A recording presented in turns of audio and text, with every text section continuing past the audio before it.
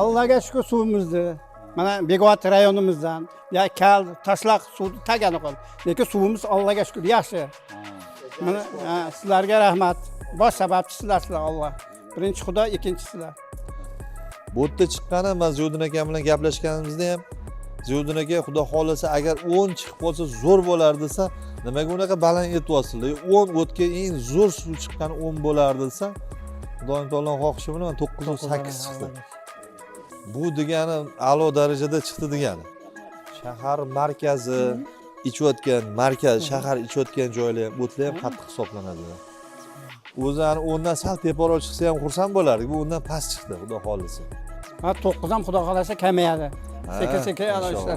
Ha, Allohga shukur. 2,5 oy muhlat ichida Dehqonobod mahallasida, Bekobod tumani 245 metr chuqurlikdan ichimlik suvini chiqardik. Bu 3 ta urinishda bo'ldi. Biz loyihaga hamma jarayonlarni qo'yib boryapmiz. Kuzatsanglar bo'ladi. Keyin bu yerda yana bir narsani aytmoqchiman. Xarajatlarni so'rashadi bizdan. Shu loyihamiz misolida aytsam bo'ladi. 220 million so'm atrofida xarajat qildik. Ramazon oyiga mana yakunladik. Inshaalloh aholiga zo'r sovg'a bo'ldi Ramazon oyiga.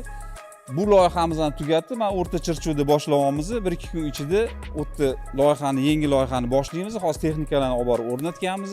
Bizdan loyihani kuzatib boringlar, qo'llab-quvvatlab turinglar. Hurmatli birodarlar, mana ko'rib turibsizlar.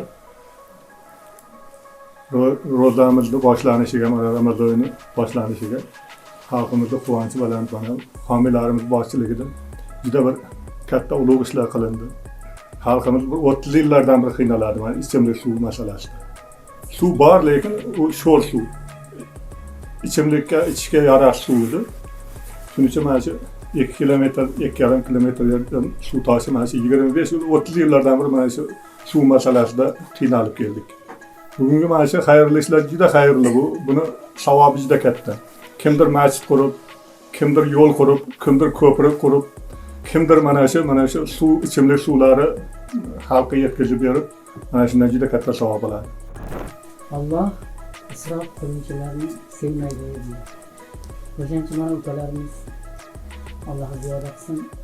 Suvni endi isrof qilmasdan ishlatishimiz o'zimizga bog'liq deymiz. Isrof qilmasak ham ichimlik suvi ekan. Bir suv chiqarib ketdi. Bizlarga suv chiqmaydi ekan. Boshqalarga qarasang shu oqib yotadi. Buyog'i deksa bizlarga tepaga chiqadi.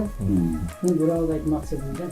Biz tepa mahalla ham foydalansam shu suvdan to'g'ri.